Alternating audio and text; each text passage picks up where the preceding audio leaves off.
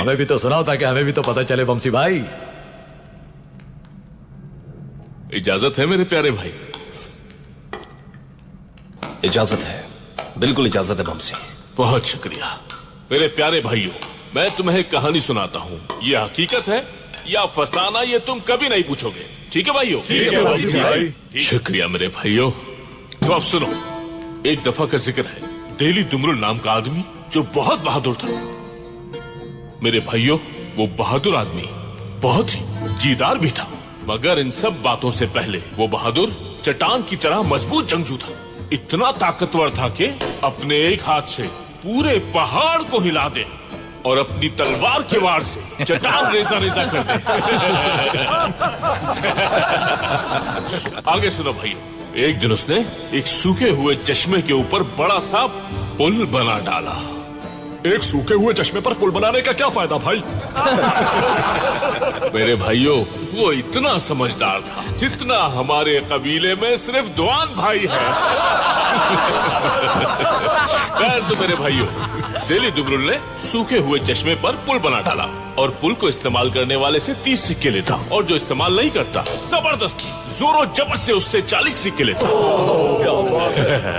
इसीलिए उसे लोग दीवाना कहते थे और किसी की भी इतनी हिम्मत नहीं थी कि उसके सामने ना कर सके।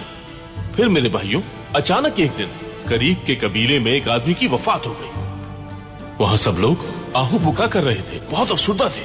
और जब ये खबर डेली दुमरुल के कान तक पहुंची, वो फौरन वहाँ पहुंचा। जब उसने देखा तो लोगों से पूछा, इस बहादुर आदमी को किसने मारा है?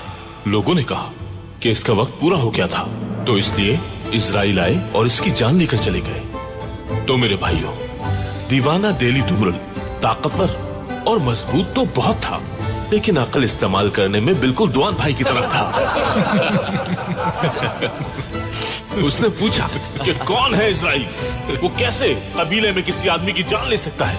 उसने अपने दोनों हाथ उठाए और अल्लाह से दुआ करने लगा, ऐ मेरे अल्लाह, इजराइल को मेरे सामने जाहिर कर दे ताकि मैं इजराइल से लड़ सकूं, जंग कर सकूं और उससे इस आदमी की जान वापस ला सकूं। उसने ये अल्फाज कहे और वहाँ से वापस चला गया। उसने चलना शुरू किया। वो चलता रहा और चलते चलते जानते हो अचानक उसने किसको देखा?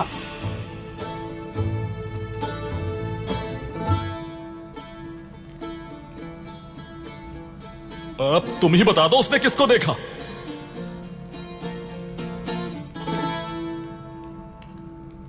मलकुल मौत को।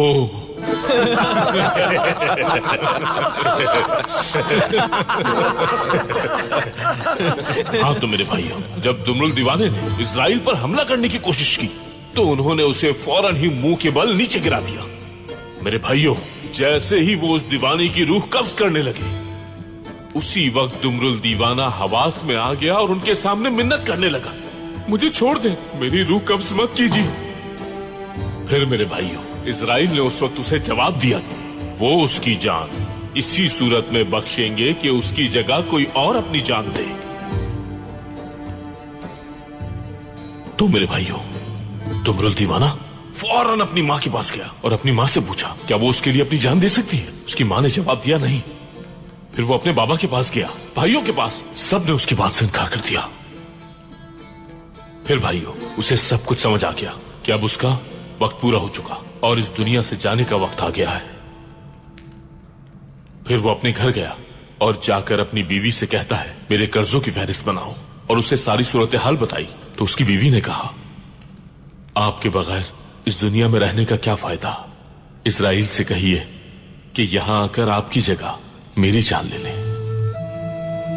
वाह क्या बात है, बहुत खूब। मेरे भाइयों, उसकी बीवी ने जैसे ही ये अल्फाज अदा किए, इजराइल फौरन उनके सामने जाहिर हो गए। जैसे ही वो उस खातून की रूह कब्ज करने लगे, वो दुमरुल दीवाना खुद को ना रोक सका, घुटनों पर गिर गया, अपने हाथ बुलंद किए और अल्लाह से दुआ मांगने लगा। कहने लगा, ऐ मेरे अल्लाह, अगर जान लेनी है तो हम दोनों की एक साथ जान ले ले। मेरे भाइयों, दुमरुल दीवाने की इस दुआ से अल्लाह पाक बहुत खुश हुए और उन दोनों मियां बीवी की जान बख्श दी अल्लाह ने।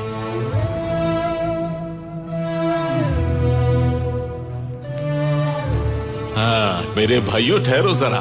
पहले ये बताओ कि हमने इस कहानी से क्या सीखा। अगर तुम नहीं बता सकते तो मैं तुम्हें बताता हूं। बात यह है मेरे भाइयों, ये कहानी हमें यह बताती है कि मरने से पहले ही अपने नफ्स को मार डालो। मेरे भाइयों, हमारी जिंदगी की कीमत क्या है इसका इल्म होना चाहिए। जब मौत आती है, हमारी तलवारें और हमारे तमाम हथियार सब बेकार हो जाते हैं। हमें इजराइल का सामना करने से पहले शैतान से जंग करनी है और उसे हराना है।